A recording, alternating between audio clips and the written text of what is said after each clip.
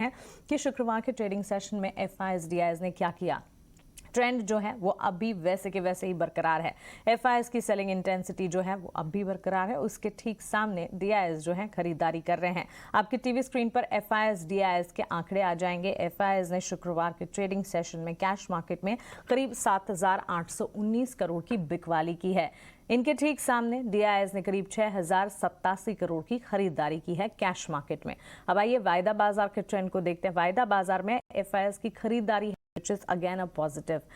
Index futures में FIS ने करीब 412 करोड़ की खरीदारी की है। इंडेक्स ऑप्शंस में 2,290 करोड़ के ऊपर की खरीदारी जो है एफआईएस की तरफ से आती हुई दिखी है। तो सिर्फ कैश मार्केट में एफआईएस की बिकवाली के आंकड़े को अगर छोड़ देंगे, वायदा बाजार में एफआईएस की तरफ से खरीदारी दिखी और DIIs of course cash market में खरीदारी कर रहे हैं। चलिए आगे बढ़ते हैं। हमारे साथ मार्केट एक्सपर्ट जुड़ गए हैं, उनसे बातचीत करते हैं, उनसे समझने की कोशिश करते हैं कि भारतीय बाजार उनके हिसाब से आज का सेटअप कैसा दिखेगा, स्ट्रैटेजी क्या बिल्टअप की जाए, स्टॉक स्पेसिफिक रिकमेंडेशन भी।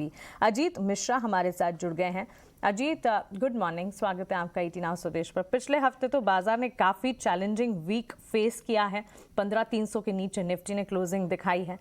बैंक निफ्टी कुछ हद तक संभलते हुए दिखे। ऑफ कोर्स बैंक निफ्टी में हमने देखा हरे निशान के साथ फ्राइडे सेशन में क्लोजिंग जरूर देखने को मिली। अजीत के ट्रेडिंग कॉल्स हमारे साथ है और साथ ही उनकी स्ट्रैटेजी भी हमारे सामने है। एक बार निफ्टी पर उनकी स्ट्रैटेजी आपकी टीवी स्क्रीन पर आ जाएगी, वो देख लीजिए।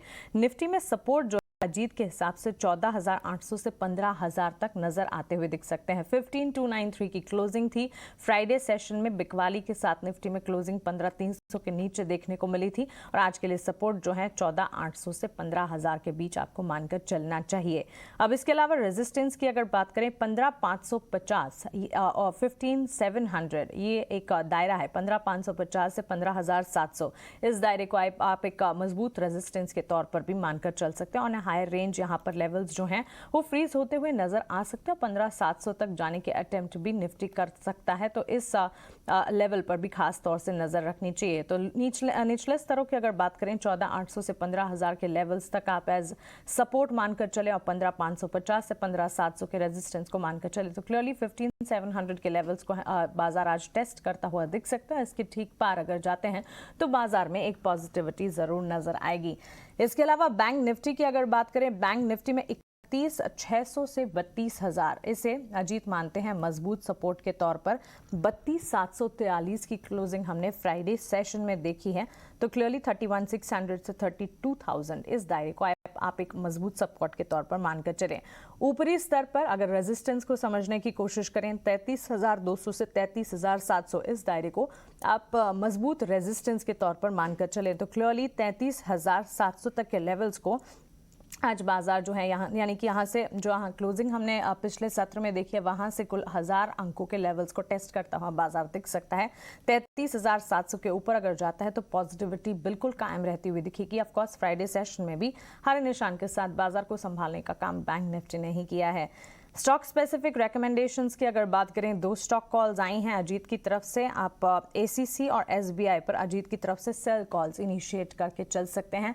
बिकवाली की ही रणनीति, स्टॉक स्पेसिफिक रिएक्शन काफी देखने को मिलेंगे, लेकिन सीमेंट स्पेस में पर्टिकुलरली वॉल्यूम्स की काफ़ी परेशानियां हैं।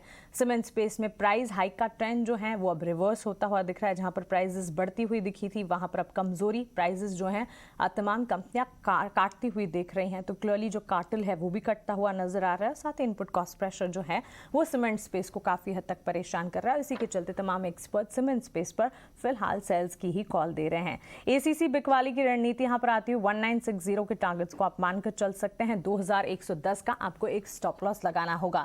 ठीक इसी की तरह एसबीआई में भी अजीत की तरफ से बिकवाली की ही कॉल आती हुई नजर आई है। फ्राइडे सेशन को अगर देखेंगे, लाल निशान के साथ एसबीआई में क्लोजिंग हमने देखी थी और 415 तक आज के सत्र में भी लुढ़कता हुआ दिख सकता है।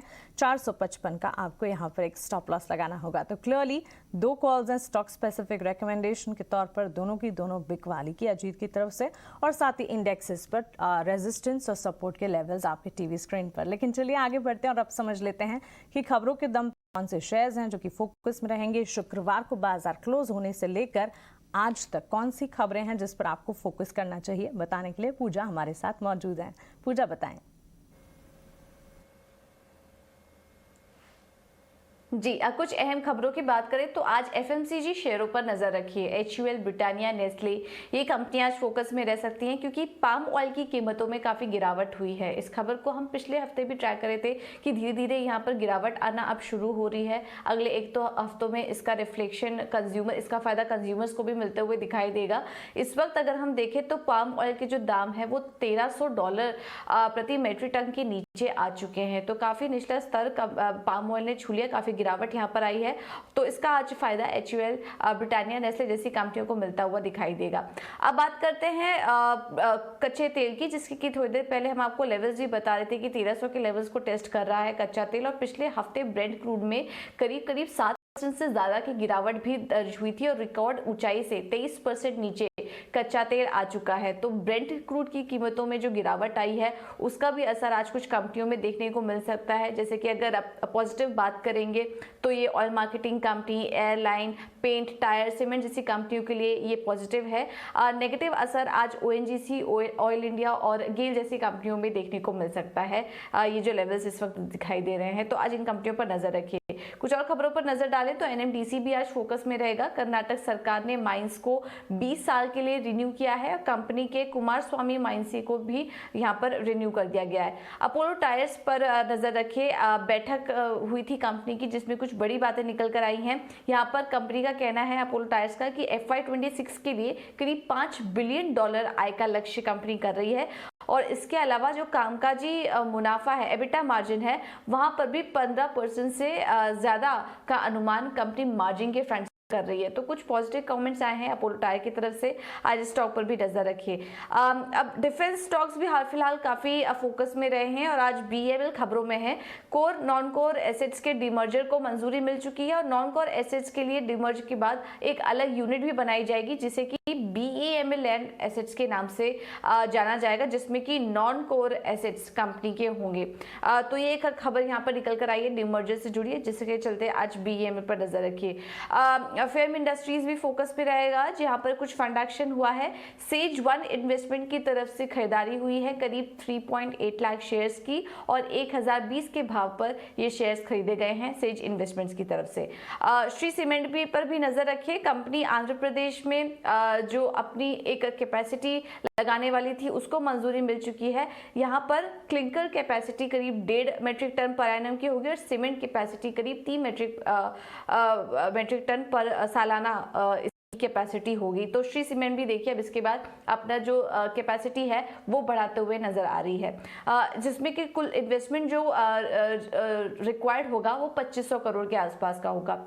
अब आते हैं सिप्ला पर। तो सिप्ला से जुड़ी भी एक खबर आ रही है। कंपनी एक्यूरा लैब्स को का कुछ हिस्सेदारी एक्वायर कर सकती है। करीब 21% हिस्सेदारी एक्वायर करने के लिए कंपनी ने करार भी कर लिया है और ये जो करार होगा इसके जरिए कंपनी भारत में अफोर्डेबल और इनोवेटिव मेडिकल किट्स बनाएगी।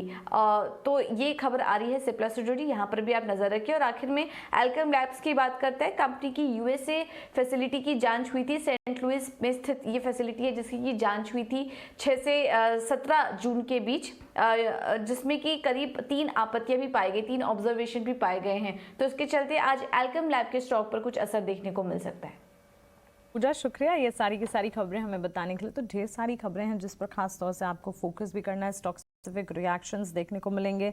अल्ट्राटेक सीमेंट के बाद श्री सीमेंट ने भी बड़ा केपिक्स प्लान यहाँ पर दिखा और कुछ तमाम फार्मा स्पेस से जुड़ी कंपनियां भी हैं जो कि खबरों के चलते फोकस में रहेंगी, जिस पर आपको आज के लिए नजर रखनी चाहिए। लेकिन चलिए इक्विटी मार्केट्स की हमने बात की। आज के लिए इक्विटी मार्केट्स का सेटअप, स्टॉक्स कौन से आप देख सकते हैं, कहाँ पर आपका फोकस होना चाहिए भी जाना।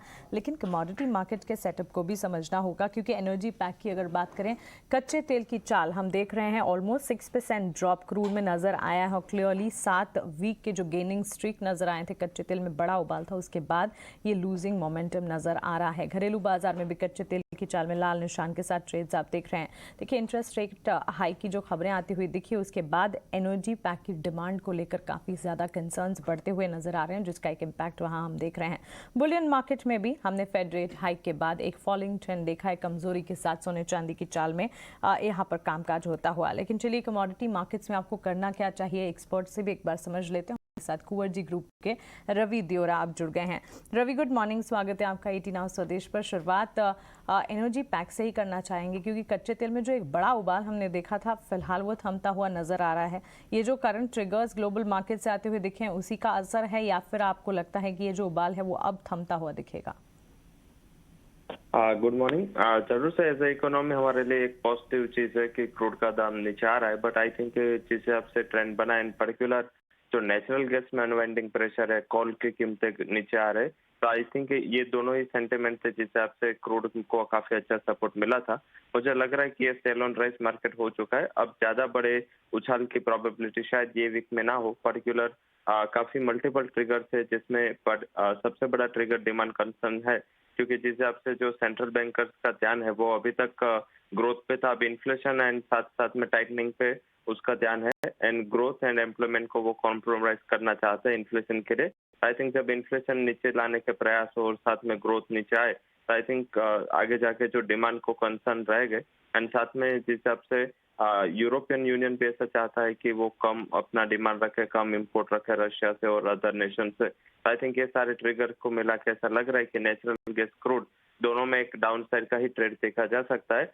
नेचुरल गैस में 545 के करीब क्लोज हुआ था। आई थिंक वहां पे सेल किया जा सकता है 550 के स्टॉप लॉस के साथ। 510 तक के टारगेट में ये हफ्ते में एक्सपेक्ट कर रहा हूँ। वहीं क्रूड में भी सेल ऑन राइज रहना है, क्योंकि आज यूएस बंद है तो आई थिंक सारे मार्केट टेपिड रहेंगे, कमोडिटी हो या बॉन्ड हो। तो आई थिंक मुझे लग रहा है कि वहां पे सेल ऑन राइज का स्ट्रेटेजी एक अच्छी रणनीति हो सकती है। अगर 8400 के करीब उछाल पे मिले तो वहां पे सेल करके चलना है। मुझे लग रहा है कि 8200 तक के लेवल्स आपको क्रूड में देखने को मिल जाएंगे। जब तक अब प्राइसेस इंटरनेशनल मार्केट में ब्रेंट में 114 का लेवल क्रॉस नहीं होगा और डोमेस्टिक मार्केट में 8500 के ऊपर क्लोज नहीं होगा, ट्रेंड नेगेटिव बना रहेगा। ओके, तो क्लियरली एनर्जी पैक चाहे क्रूड हो या नेचुरल गैस, ट्रेंड जो है फिलहाल नेगेटिव ही, यहाँ पर कमजोरी ही नजर आ रही है और यहाँ से कमजोरी और बढ़ती हुई दिख सकती है, ये मानना है रवि दियोरा का। रवि, साथ ही अगर बुलियन मार्केट की बात करें, सोने की चांदी की चाल में भी हमने एक इम्पैक्ट देखा ही है of course after Fed rate hike, और घरेलू बाजार विदेशी बाजार में जिस तरह के मूवमेंट्स आ रहे हैं, गोल्ड सिल्वर पर आपका नजरिया क्या होगा? जरूर से इकोनॉमिक हेडविंड एंड एक सेफ हेवन डिमांड का सपोर्ट अभी गोल्ड को मिल रहा है। साथ में हमारी करेंसी भी थोड़ी बहुत कमजोर है। आई थिंक मुझे लग रहा है कि गोल्ड में एक रेंज बाउंड मोमेंटम हो सकता है बिटवीन द 50,400 टू 51,200। यही रेंज में शायद शॉर्ट टर्म में गोल्ड बिता है, और इंटरनेशनल मार्केट में भी वो 1830 के सपोर्ट के ऊपर सस्टेन है। तो मुझे नहीं लग रहा बड़ी गिरावट गोल्ड में आएगी। हालांकि बेस मेटल्स में जो नरमी है, जो गिरावट है, उसका एक प्रभाव है सिल्वर पे पड़ रहा है। तो मुझे लग रहा है कि सिल्वर सेल करके चलना चाहे, वहां पे एक डाउन साइड अभी भी ड्यू है। 6300 के टारगेट के लिए सिल्वर में बेच के चले जुलाई कॉन्ट्रैक्ट 61,600 के स्टॉप लॉस के साथ। मुझे लग रहा है कि और गिरावट आपको यहाँ पे देखने को मिल सकती है। सिल्वर पर ये नजरिया रवि की तरफ से। इनफैक्ट सिल्वर जुलाई कॉन्ट्रैक्ट सेल कॉल्स इनिशिएट करने की राय यहाँ पर मिलती हुई दिख रही है। टारगेट 60,300 के 61,600 का आपको एक स्टॉप लॉस यहाँ लगाना है। बेस मेटल्स पर भी क्विकली आपका नजरिया हम जानना चाहेंगे, क्योंकि अभी अभी आप बेस मेटल में भी वॉलेटाइल एक्शन की बात कर रहे थे। क्या लगता है एल्यूमिनियम, कॉपर, यहाँ पर जिस तरह के मूवमेंट्स नजर आ रहे हैं, क्या कोई सेल कॉल्स बनती हुई यहाँ पर दिखेगी? जरूर से ये दो कमोडिटी है, कॉपर, एल्यूमिनियम, जिसका डिपेंडेंस चाइना पे है, जिंक का डिपेंडेंस चाइना पे है। तो आई थिंक वहां पे जिस हिसाब से ग्रोथ को लेकर अनसर्टनिटी एंड ग्लोबली जो टाइटनिंग चल रहा है, तो बेस मेटल में वीकनेस कंटिन्यू रह सकते है। एल्यूमिनियम के जोन कॉन्ट्रैक्ट को सेल करे 217 के करीब, 209 का टारगेट रहेगा, 220-50 का स्टॉप लॉस में रिकवर करना चाहूंगा। और कॉपर में भी जिसको लेना है एक ट्रेड, तो आई थिंक 745 के करीब 750 का stop loss and down side 730 तक के लेवल्स आपको देखने को मिल जाएगा, बट पहले प्रायोरिटी एल्यूमिनियम सेल रहेगा। क्लियरली सेल कॉल्स इनिशिएट करने की राय यहाँ पर 209 के टारगेट्स को आप मानकर चल सकते हैं। 220-21 का आपको स्टॉप लॉस लगाना है। रवि, शुक्रिया आपका कमोडिटी मार्केट्स पर अपना आउटलुक और साथ ही स्ट्रैटेजीज हमें बताने के लिए।